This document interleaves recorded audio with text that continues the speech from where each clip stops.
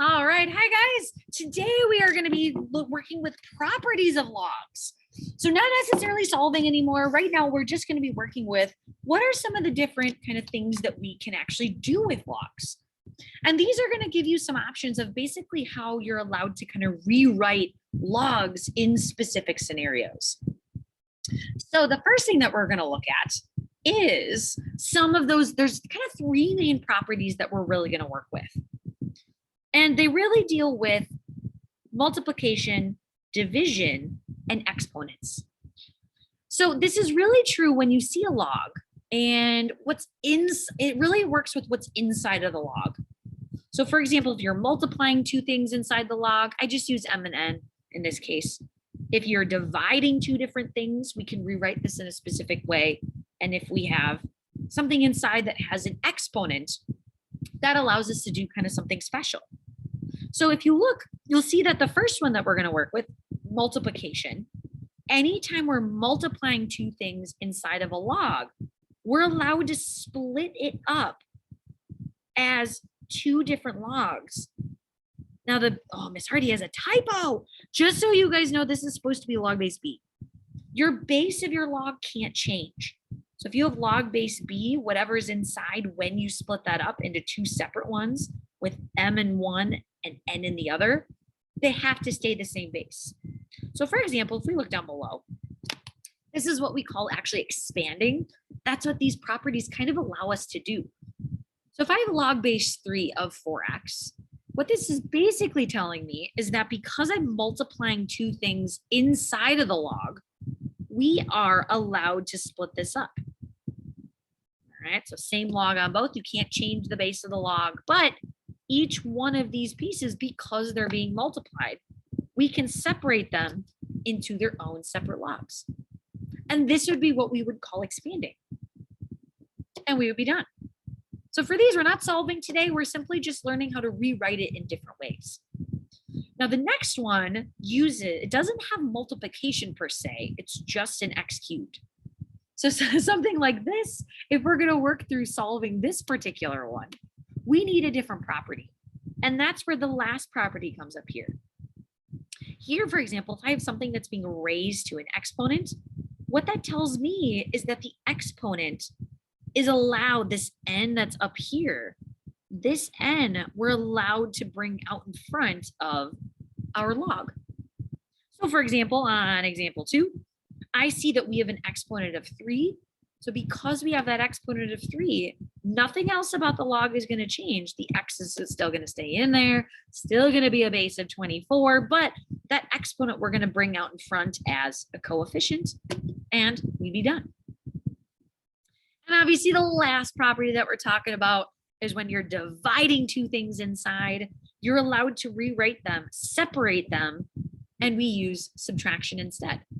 So it is a little bit backwards. You would think that division, you could rewrite that as dividing two different logs, but actually that's not a property of logs. That if you calculate that out, you actually don't get the correct answer. So something like this, as soon as I see I'm taking 3 divided by x, there's two things that are being divided, I am allowed to split those up. Now again, your log and your base can't change, but it has to go in order though for division.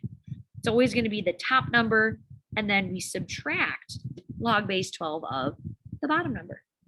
And that would be your final answer. Now, keep in mind, we can also go the other way. We can also add in multiple things. Like you guys probably looked at example 7. Here we have a lot of different things that are going on. So usually order that we tackle these in, we always tackle these guys first. We always deal with if there's any multiplication or division, we are always going to start by separating those first. And then we deal with if there's exponents.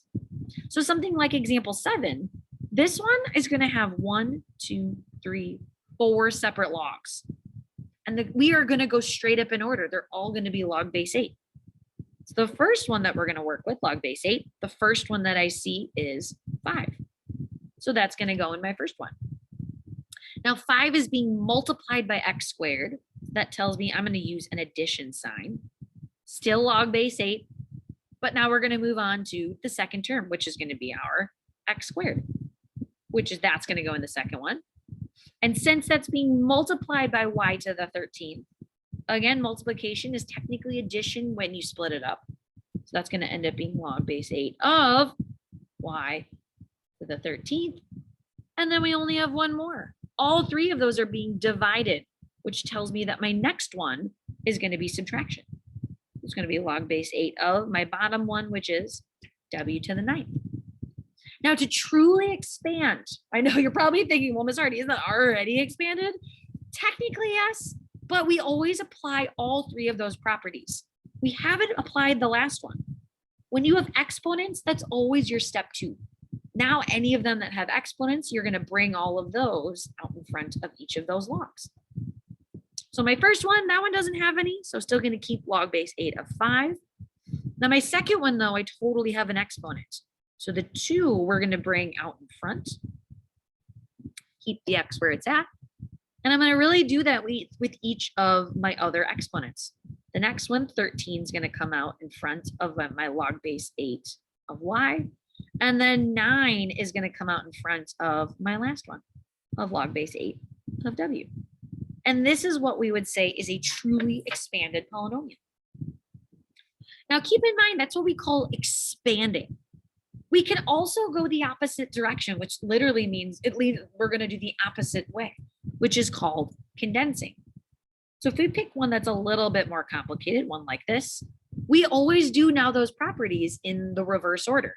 So we start if there's any coefficients. So for example, here we have a 3, we have a 4, and we have a 2. All of those I'm going to bring back up into the exponent. So this one's going to be log base 5 of 10 plus the 3 is going to move up into the exponent on the x. So it's going to be x cubed. My next one, that 4, is going to move up into the exponent of the w. And my last one, that 2, is going to move up into the exponent of y. And now keep in mind, the next step when we fully condense this, it can only be things that have the same log base. So if one of these was like a log base 10, for example, then that's like, if this one was a log base 50, for example, this one would have to be separate than all of the other ones. But because it's not, all of these are log base 5. So it's really just a question of really where everything is going to go. So we know that, for example, and we go in order. So my first one, log base 10, is just going to be, that means 10 is going to be on the numerator. Since I'm adding the next one, my next one is also going to go on the numerator in the form of multiplication. So my x cubed is going to be what goes in there. So really, I'm focusing on the orange. The question is where each one of those pieces is going to go. Now my next one is a w to the 4th. And since we're adding that log, that w to the 4th is going to go on the numerator. And then the last one, since it's going to be a subtraction, that means we're dividing. My y squared then is going to go on the denominator. And that would be your final answer. All right. Now, when it comes to expanding and condensing, the last thing that we're going to use this for actually is to help us solve some different types of equations. So if we look at ones like this, the logs that we solved yesterday really were great in that they only ever had one log, or they only had one log on each side, in which case you could go ahead and solve right away. Something like this, when you have more than one on each side, we have to have a way to get this to either be one on each side or condense one side down into one logarithm. So I'm going to kind of start by, in this case, there's a lot of logs. So I'm thinking we're going to condense these. So I'm going to start by moving any coefficients up into the exponents here. So I'm going to move that 2 up. Both of my other 2 don't have any exponents, so I'm just going to rewrite those. And now my left side here, since I'm adding those 2 logs, I can condense those because they have the same base. And because it's addition in the middle, that just tells me it's going to be rewritten as multiplication. And now we're kind of back where we were yesterday, right? We have a log on each side, which means what's inside these pieces have to be the same. And now we can solve. I'm going to start by dividing everything by 3, which 36 divided by 3 is going to end up being 3. Wow, 3. And And last but not least, I'm going to square root both sides. Not the nicest answer, so I'm just going to leave it as a square root. Final answer is going to be x plus or minus root 3. Now with these, we do have to be careful because logs are kind of odd in that if I take log, for example, log base 2 of 8, if you type that into your calculator, right, log base 2 of 8 is going to end up being 2 to the what power gives me 8? It's going to end up being 3. If I look at that 8 and I make it negative 8, we kind of have a problem with this because since 2 is positive, we're basically asking the question 2 to the what power is going to give me negative 8. And there is no answer for that. Positive bases can never give you negative answers.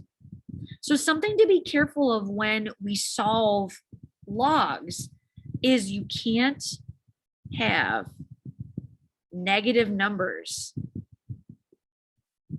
inside of logs. So there is the potential for some of these to get some extraneous solutions. So we do want to check our answers on this. Ms. already got a little hasty, but one thing that I see is kind of an issue is if I look back at my originals, I do have up here, I have an X inside. And since no negative numbers can be plugged in, down here, that just tells me that I can't, and I just write everything. I'm gonna have to do it. That means that my X can't be equal to negative root 3 because we're not allowed to plug in negative answers into something like this. So in this case, X would end up just being a positive root 3. So something to keep in mind, you always want to plug in your answers back inside to kind of see what works, okay? So if you guys would like, you can try some of the other ones. If you have any questions, you can ask Ms. Hardy. But right now, then you can move on and you can start working on the homework for 6.5.